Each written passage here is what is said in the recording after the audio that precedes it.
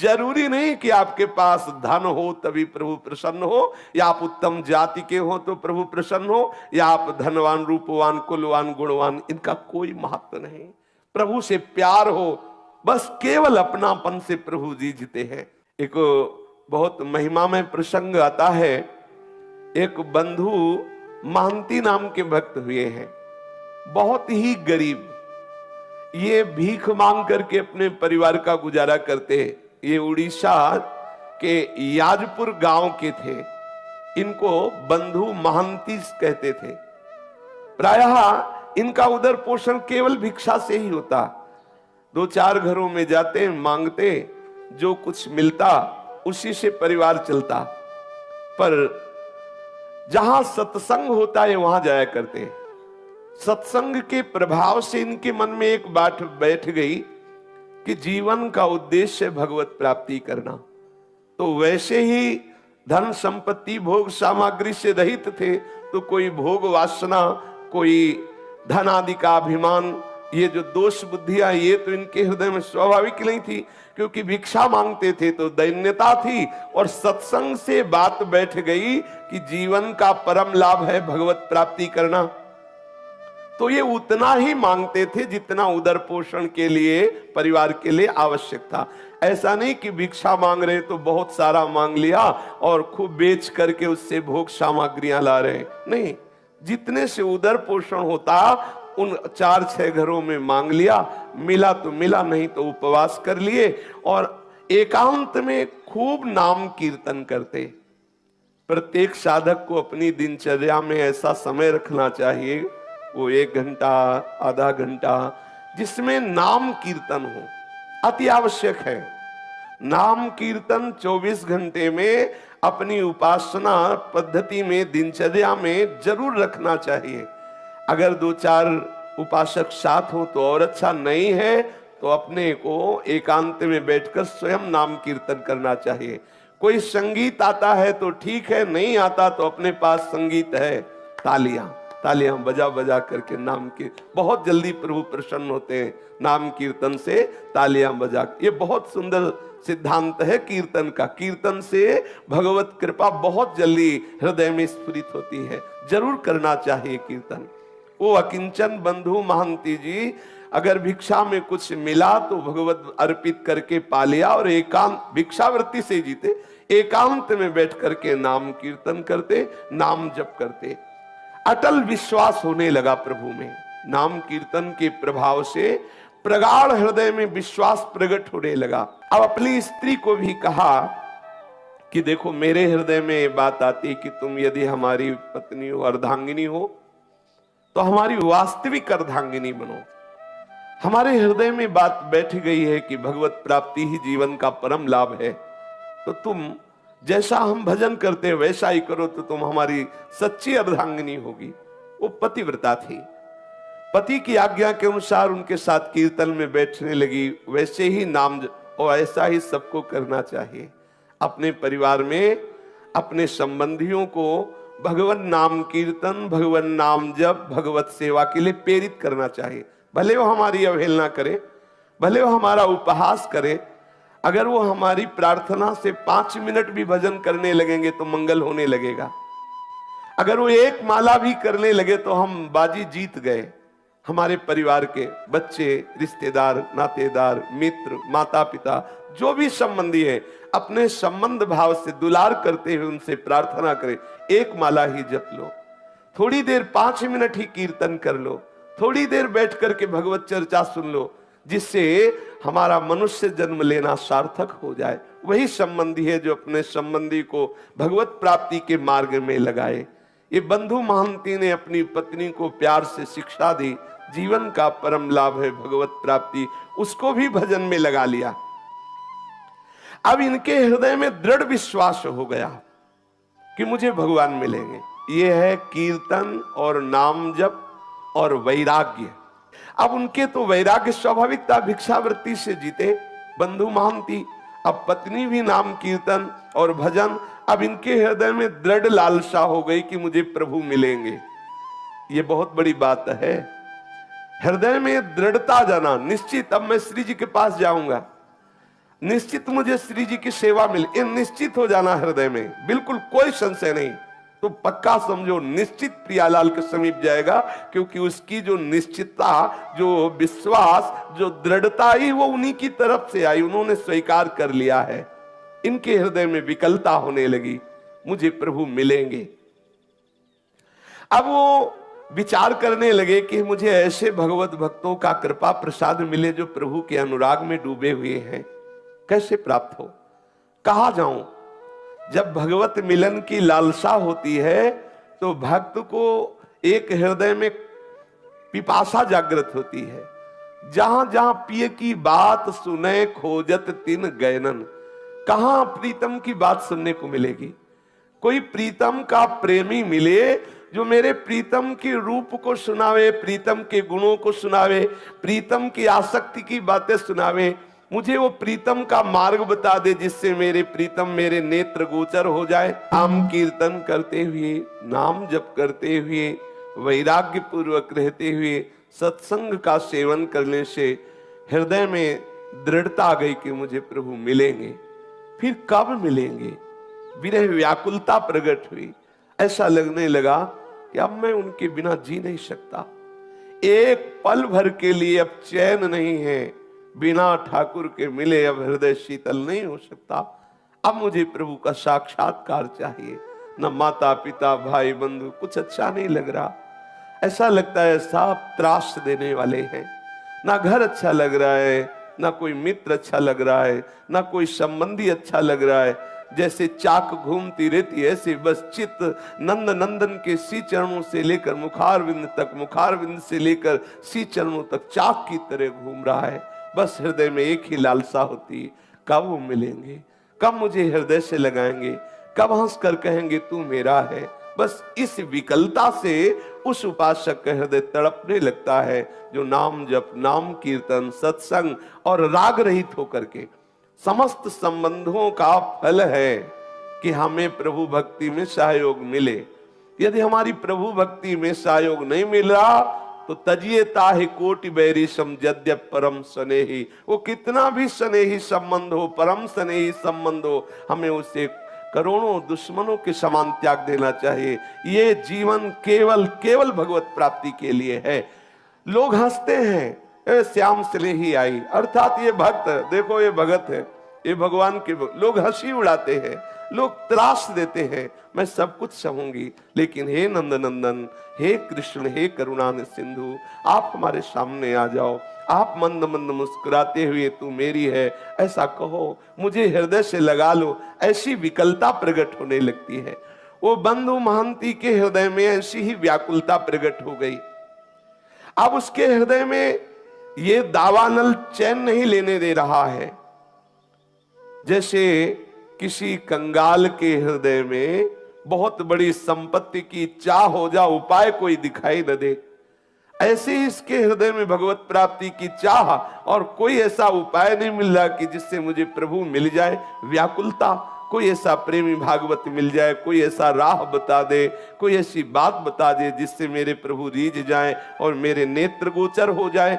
जिसके श्याम धनी है उसके बराबर धनी कौन हो सकता है, क्योंकि प्रतिपल वो श्याम धन का चिंतन करता रहता है। हालत ये है कि शरीर में जो कपड़ा है सैकड़ों गांठ लगी हुई है, फटा हुआ कपड़ा जो गांठों से जुड़ा हुआ है और शरीर दिखाई दे रहा है। ऐसा तो वो वस्त्र धारण किए, क्योंकि भिक्षावृत्ति से जीते हैं।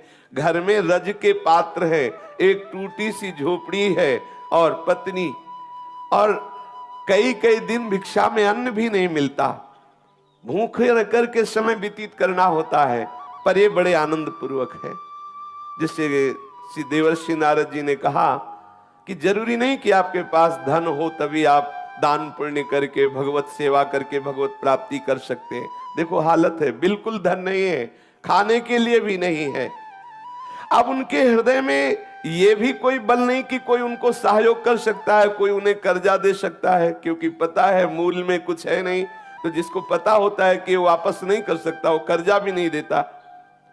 उन्होंने अपनी पत्नी से कहा कि भाई मेरा जगत में कोई आत्मीय नहीं है, कोई स्वजन नहीं कि सहयोग करे, कई दिनों से भोजन भी नहीं मिला, पर एक मेरे मित्र है जो बहुत धनी है, अगर तुम साथ दो और अपने मित्र के यहां हम तुम्हें ले चले तो वहां भूखे नहीं रहना पड़ेगा।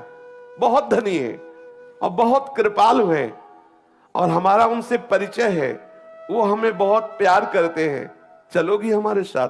क्योंकि यहां तो कोई अपना है नहीं, इस याजपुर गांव में कोई मुझे प्यार करने वाला नहीं। मेरा एक मित्र है जो बहुत धनी है, मुझे बहुत प्यार करता है, वहां तुम्हें भूखे नहीं रहना पड़ेगा, कोई परेशानी रहेगी, पर 5 दिन का रास्ता है। हम लोग यदि धैर्य पूर्वक चले तो हमारे मित्र की कृपा प्राप्त होगी, सारी भूख सदा सदा के लिए मिट जाएगी और उसका नाम बहुत मीठा है। यदि हमारा नाम है बंधु महांती तो उसका नाम है दीन बंधु। बहुत कृपालु है, बहुत दयालु है, हमें चलना चाहिए।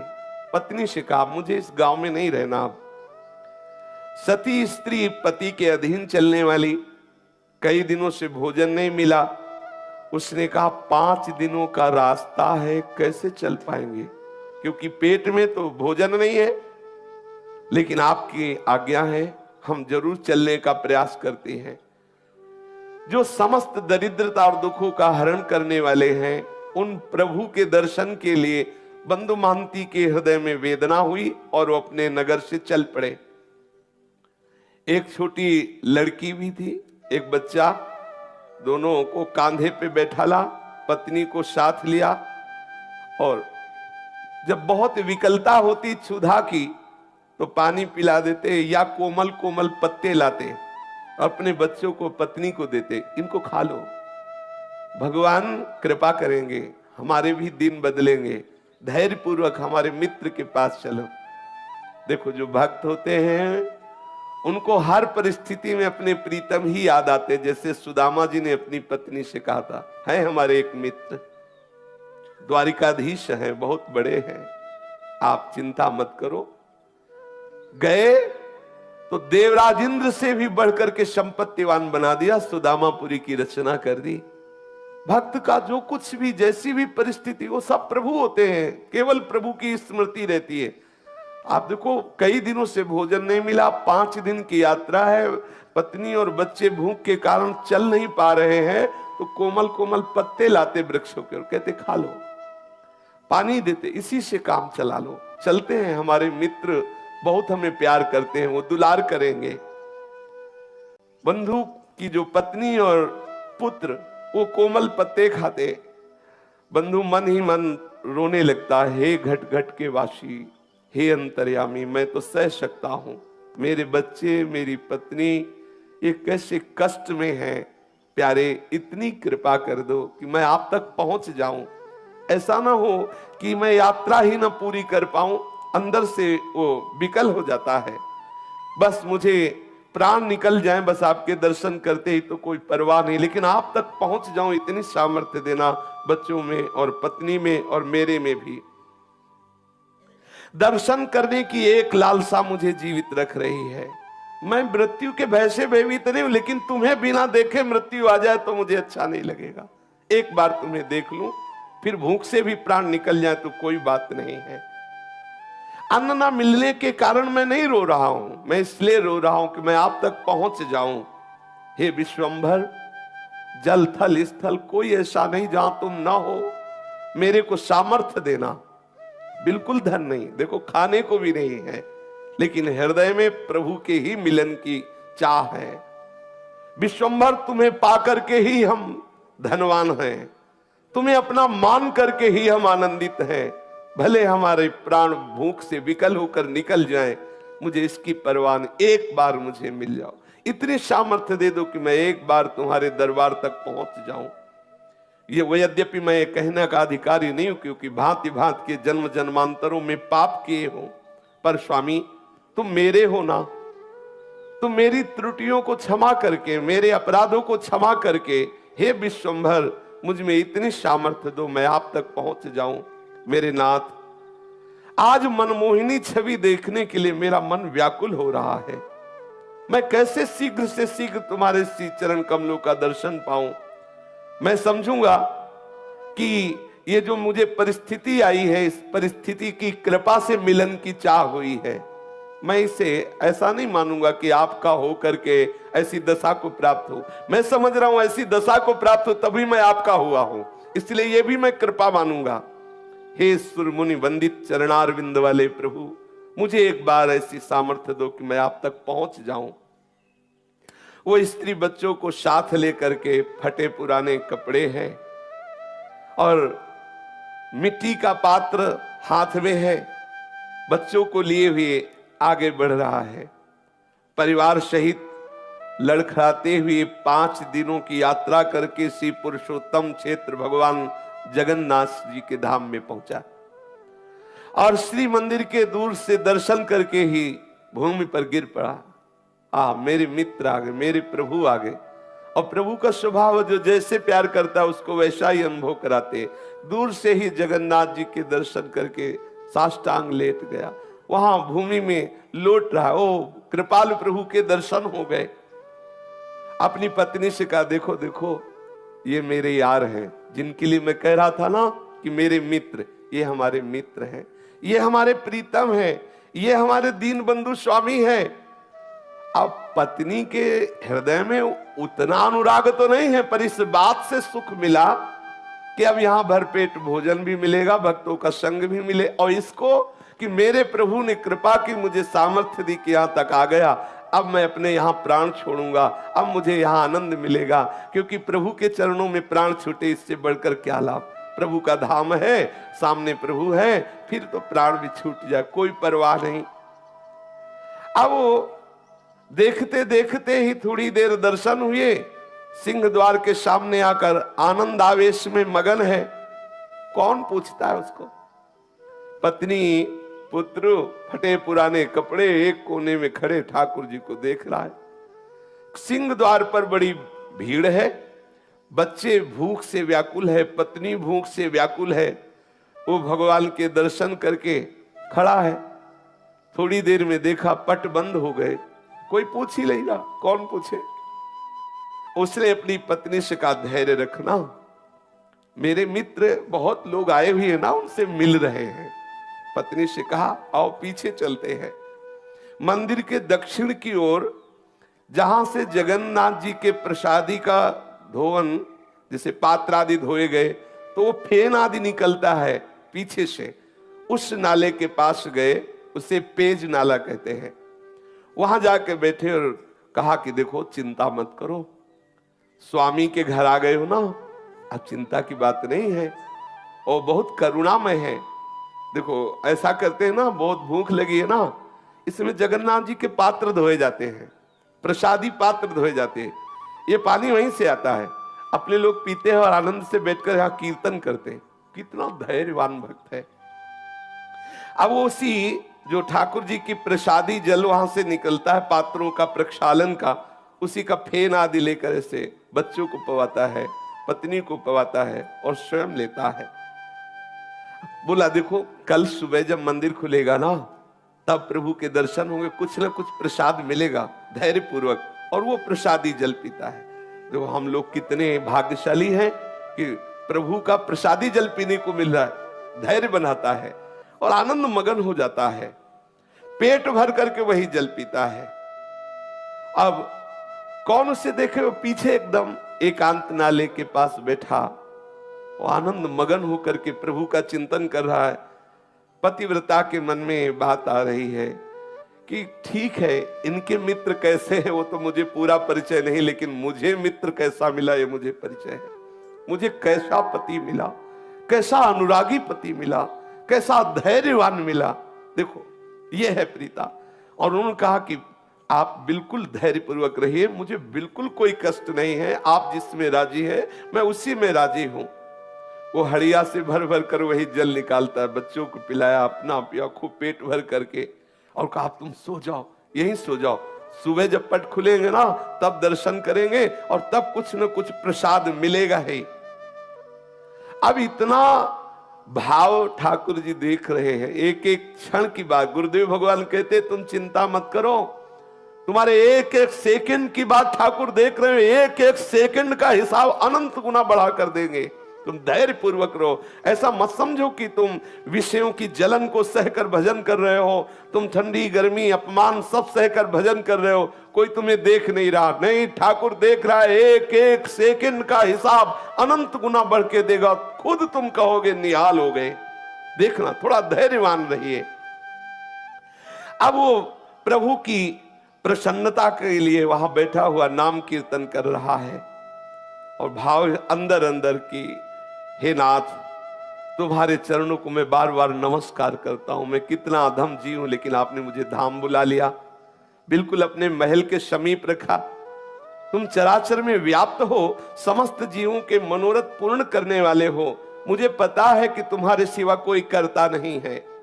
मेरे मन में कोई कामना नहीं कि मैं किसी कामना से तुम्हें ये प्रार्थना कर रहा हूं, पर प्रभु आप कृपा करो, मेरी पत्नी को ये विश्वास हो जाए कि तुम मेरे मित्र हो, तुम मेरे हो। कहीं ऐसा ना हो कि इसके मन में आने लगे कि मुझे बहला फुसला रहे, कहीं कोई भगवान नहीं, देखो यहां भी आए तो कितना कष्ट सह रहे हैं। नाथ, मुझे जितना चाहो कष्ट दे दो, लेकिन इसको विश्वास दिला दो कि आप हो।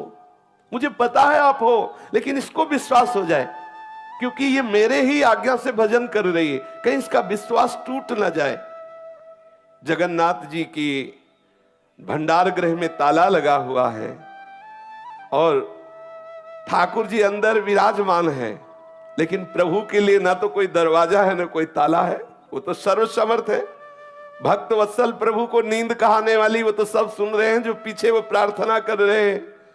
प्रभु ने भंडार गृह से अपनी थाल उठाई और वहां कई कई दिनों का प्रसाद रहता है। भक्तों के समुदाय आते, सबको प्रसाद मिलता है। तो वहां कई दिनों का सुंदर सुंदर खूब प्रसाद अपनी थाल में, जो ठाकुर जी का भोग लगता है जिस थाल में, उसी में सजाया और सजा करके दरवाजों में सब बंद है, ताला लगा है, लेकिन उनके लिए क्या है, प्रभु बाहर आए, एक ब्राह्मण का वेश धारण किए हुए, और बोले कि याजपुर गांव से वो बंधु महंती नाम का कोई भगत आया है। आवाज दे रहे हैं पीछे। अब वहां रात्रि का समय कौन है, केवल वही तो पति पत्नी और बच्चे सहित है। वो एकदम हड़बड़ा के आंख खोलता है, सोचा कि मुझे कौन पुकारेगा, ये हो सकता है कि मेरे नाम वाला कोई और हो, बंधु महंती। परंतु फिर पुकारा, बंधु महंती, देखो प्रभु ने तुम्हारे लिए और साक्षात जगन्नाथ प्रभु है, प्रभु ने तुम्हारे लिए प्रसाद भेजा है। स्त्री को जगा के कहा कि ये मुझे ही पुकार रहे हैं क्या? हमें लगता है कि मुझे ही पुकार रहे हैं। फिर ऊंचे स्वर से आवाज आई, बंधु महंती, ये प्रसाद लो। याजपुरिया बंधु जो पेज नाले के समीप विराजमान है, वो आए और ये प्रसाद ले ले। अब तो इनको पक्का हो गया कि मुझे ही बुलाया जा रहा है।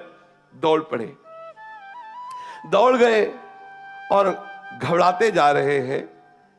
जब देखा कि उस ब्राह्मण के हाथ में एक रत्नों से जटित थाल है और विविध प्रकार की ठाकुर जी की सुंदर सुंदर भोग प्रसादी है, और ब्राह्मण ने मुस्कुराते हुए कहा कि प्रभु ने अंदर से भोग की थाल तुम्हें भेजी है, ले लो।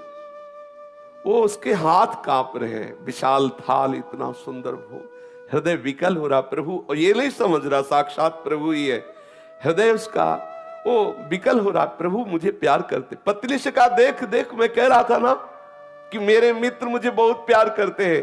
देखो बहुत भीड़ थी ना, सब लोग चले गए, अब उनको फुर्सत मिली तो देखो भेजा ना, मैं उनकी नजर में हूं ना, देखो। और आनंद मगन हो रहा है, बच्चों को जगाया। और ब्राह्मण ने कहा, देखो तुम आराम से प्रसाद पाओ, थाल को यहीं रख देना, थाल हम समय से ले जाएंगे, तुम चिंता मत करो। अब ब्राह्मण वेशधारी भगवान ऐसा कह करके भोग की थाल दी और चले गए। और वो तो जड़ता भाव को प्राप्त हो, काफी देर तो समाधि भाव में डूबा रहा प्रभु की कृपा में। इतने कृपालु प्रभु, पता नहीं कितनी देर तक उसकी आंतरिक ऐसी दशा रही। फिर पत्नी ने उसे बार बार स्वस्थ किया, हिला हिला के उससे बार बार स्पर्श करके जगाया, तो फिर स्वस्थ हुआ। फिर सबने बैठकर भरपेट, आज कई दिनों बाद भोजन मिला। कई दिनों बाद ऐसा प्रसाद, और स्वयं ठाकुर जी लाए तो अमृतमय प्रसाद। अब उसने विचार किया कि इस थाल को कहां पहुंचाऊं, क्योंकि ये प्रभु की थाल है। फटे पुराने चिथड़े में लपेट करके उस थाल को रख लिया कि जब सुबह होगा तब देखा, और अपने सिरहाने रख लिया, खूब आराम से सोया। अब अच्छे ऐसे ऐसे मंगल में स्वप्न आ रहे हैं उसको, ठाकुर जी की ताल, ठाकुर जी का प्रसाद, बड़ा आनंद। वहां कोई तमोगुणी निद्रा थोड़ी उसके हृदय में है। अब भगवान का वो रत्न थाल सिर पर रखे हुए ये तो सो रहा है, और उधर ठाकुर जी के जब सेवा के लिए पट खोले गए और भंडार खोला गया तो देखा गया कि भंडार की सब सामग्री अस्त व्यस्त, ताला खुला हुआ, थाल गायब, काफी प्रसाद इधर उधर। विचार किया कि बहुमूल्य रत्नों का थाल कहां चला गया, और ये सब कौन अंदर भंडारे में घुसा। अब ठाकुर जी जो मनाया जहां से आया था तो अपने आप दिखाई दे रहा था, और सब इधर उधर फैला भी दिया, ठाकुर जी है। अब आपस में सब सेवक जन इकट्ठे हुए और एक दूसरे से पूछा कि हाँ आप आए थे, आप आए थे। उनका ऐसे क्यों आएंगे, हमारे लोगों की सेवा है तो हम कोई ऐसा थोड़ी कि कुछ चुरा के ले जाएंगे। वो तो अपने लोगों में कोई नहीं, कोई बाहरी ने चुराया। अब वहां सब शोर मच गया, ठाकुर जी के भंडार का ताला टूट गया, कोई चोर थाल चुरा ले गया और प्रसाद भी चुरा ले गया। अब कुछ लोग ढूंढने के लिए निकले तो पेज नाले के समीप देखा तो थाल को कपड़े से, फटा कपड़ा था तो दूर से चमक रही थी थाल। अरे लोग आए, बोले देखो देखो ये चोर है। ये माल भी छलाते, पिटाई भी करवाते हैं। बोले देखो ये चोर है, ये स्त्री और बच्चों के सहित पकड़ो पकड़ो। वो तो बढ़िया प्रसाद मिला था, थके थे ही, खूब अच्छे से आनंद से सो रहे थे बच्चे और पत्नी। अब वहां हल्ला मचे तो सब उठे आंख मीचते हुए, कुछ बातचीत नहीं, पिटाई शुरू। कोई थप्पड़ मार रहा है, कोई ऐसे लीला करते हैं, ये गाली दे रहा है, कोई थप्पड़ दे रहा है। अरे चोर कहीं का, जगन्नाथ धाम में आकर के भी तू चोरी करता है, तुझे शर्म नहीं आई। और ऐसे ऐसे स्त्री रोने लगी कि अच्छे तुम्हारे मित्र हैं, हाँ कह रहे थे बड़े कृपालु है, बड़े रात्रि में तो माल छलाते हो, सुबह पिटाई करवाते हैं, कैसे तुम्हारे मित्र हैं। अब वो जैसे ही थप्पड़ पड़ता है, जय जगन्नाथ, जय गोविंद, जय गोविंद। ये ठाकुर जी ये भी देखते हैं ना, माधवदास बाबा की भी पिटाई करवाई, ये ऐसे तैयार रहे ना। अगर फूल माला पढ़ के जय हो तो कभी ऐसा भी अवसर आ सकता है कि पिटाई का भी स्वाद, तो तैयार रहे ना। ठाकुर जी के पार्षदों को ये दोनों चीजें इसीलिए मिलती हैं कि उन दोनों से परे स्थिति को प्रदान करते हैं। देखते हैं अब क्या है, अब कितनी स्थिति है, कितना धैर्य है, कैसे विचार हैं। ऐसा कभी संयोग मिले तो प्रभु कृपा प्रसाद मानकर सह जाना। आप देखना आपकी हृदय की भूमिका कैसी बढ़ती है, आप कैसी भक्ति की उत्तम भूमिका में पहुंचते हैं। कभी ऐसा मत सोचना कि ठाकुर जी ऐसा क्यों कर रहे हैं, सच्ची मानिए। अब उसको तो जब पीटा जा रहा है तो बड़े आनंद में प्रेम सागर में मगन होकर के बोल, जय जगन्नाथ, जय गोविंद, जय गोविंद। मानो गीता जी का सूत्र उसके जीवन में प्रकाशित हो रहा है। यस्मिन स्थितो न दुखेन गुरुणापि विचाल्यते। कैसी भी भयंकर दुख की स्थिति हो, भक्त कभी विचलित नहीं होता। कोतवाल ने पूछा कैसे तुम्हें थाल मिली, तो उसने कहा विचार कीजिए, मुझे तो पता भी नहीं कि थाल कहां रहती है, मुझे पता भी नहीं कि भोग कहां रहता है। मैं तो याजपुर गांव का हूं, वहां से यहां दर्शन करने आया था। कोई रात्रि में एक ब्राह्मण आया था, उसने मुझे थाल दिया, प्रसाद दिया। वो पुजारी ब्राह्मणों को दिखाते, इनमें से कोई ना, इनमें से कोई नहीं था वो। और अरे बोले तुम झूठ बोलते हो। तब वहां जो बड़े बड़े अधिकारी जन भी, उनका बात तो उसकी समझो, वो कैसे घुस जाएगा। अगर वो घुसा होता वहां जहां भंडार है तो प्रधान गेट का भी ताला तोड़ा गया होता। प्रधान गेट में तो वैसे ही ताला लगा हुआ है। तो ये थाल और ये प्रसाद, अब जो बाहरी लोग आते हैं, अरे देखो इस नीच को, वैसे ही कैसा दरिद्र है, और जगन्नाथ जी की चोरी की, अरे तो बहुत ऐसे वो अंदर अंदर प्रसन्न होता कि वारे प्रभु, वारे लीलाधारी, तुम्हारी बड़ी विचित्र लीला है। बंधु ने जब देखा कि बहुत बात बिगड़ रही, पत्नी बहुत क्लेशित हुई, तब कहा देखो प्रभु, मैं वैसे तो अपराधी हूं, वैसे तो मुझे दंड मिलना ही चाहिए, क्योंकि बहुत जन्मों से अपराध किए, पर नाथ आप ये देख लो कि आपकी कृपा पर कहीं मेरी पत्नी को अविश्वास ना हो जाए, ऐसी कोई परिस्थिति न डाल देना जिससे उसको अविश्वास हो जाए। कृपा सिंधु, आपको जो चाहे सो करो, मुझे पता है आपकी हर एक चाल पता है। जमूरे को पता होता है बाजीगर अब कौन सा खेल खेलेगा, उसको नहीं कोई भ्रमित कर सकता, क्योंकि वो जानता है प्रभु के चिंतन के प्रभाव से प्रभु की हर बात उसके हृदय में स्फुरित होने लगती है। जो प्रभु का जन होता है, भक्त होता है, जैसे नरसिंह भगवान के क्रोधावेश से बड़े बड़े ईश्वर कोटि के महापुरुष भी डर रहे हैं, लेकिन प्रहलाद जी को कोई भय नहीं है, वो तो दौड़ते हुए प्रभु की गोद में, क्यों जान रहे मेरे प्रीतम प्रभु है। अब श्री जगन्नाथ जी महाराज नवीन लीला की, जो प्रताप रुद्र राजा थे जगन्नाथपुरी के, वो महल में सोए हुए थे। जगन्नाथ प्रभु गए और कर्कश स्वर में कहा कि प्रताप रुद्र भी ये बहुत बड़े भक्त हुए हैं, महाप्रभु चैतन्य देव की कृपा प्राप्त हुई है। बोले कि तुम यहां चैन से सो रहे हो, मेरे भक्त को दुख दिया जा रहा है और तुम यहां शयन कर रहे हो। तेरे कर्मचारी उस भक्त की पूजा ना करके उसको गालियां दे रहे हैं और उसको पिटाई करने की सोच रहे हैं, उसको थप्पड़ भी मारे। जानते हो मैंने स्वयं थाल दिया है, मैंने स्वयं प्रसाद दिया है, और वो मेरा बहुत प्रेमी है, मेरा परम भक्त है। देखो जल्दी से जल्दी जाओ और क्षमा मांगो जाकर के, क्योंकि तुम राजा हो, तुम्हारे राज्य में यदि ऐसे भक्त का अपमान होता है तो तुम्हें हम दंड देंगे। क्योंकि अब बड़े लीला बिहारी, एक तरफ तो पिटवाई करा रहे हैं और एक तरफ राजा से चरण पूजवाए, यही इनकी लीला है। यही बड़ी विचित्र लीला, कैसे वो कहां परिचय बना के कौन सी लीला करते हैं, ये किसी की समझ में आने वाली नहीं। तू भला चाहता है तो तत्काल जा और सम्मान पूर्वक प्रणाम करके, आज से हमारे मंदिर का हिसाब किताब का पूरा अधिकारी वही होगा। ठाकुर जी ने आदेश कर दिया, आज से नीलाचल नारायण का आदेश है। जगन्नाथ जी ने कहा मेरा आदेश है कि मेरे संपूर्ण मंदिर का हिसाब किताब उसके हाथ, उसी के दस्तखत से सब सारी बात होगी। इतना कहकर प्रभु अंतर्ध्यान में, राजा तो हड़बड़ा करके उठा, तत्काल पोशाक धारण की, घोड़ा मंगवाया और वहां पहुंचा और जाकर सबसे स्वप्न की बात कही और हाथ जोड़ करके प्रणाम किया साष्टांग बंधु महांती को। ध्यान से सुनिए, राजा ने साष्टांग प्रणाम किया और हृदय से लगाकर कहा जो कुछ भी आपके साथ हुआ हो हमें क्षमा कीजिए। और सबको आदेश किया कि जगन्नाथ जी का सीधा आदेश है कि आज से मंदिर का पूर्ण अधिकारी यही होगा, इसी के दस्तखत से सब होगा।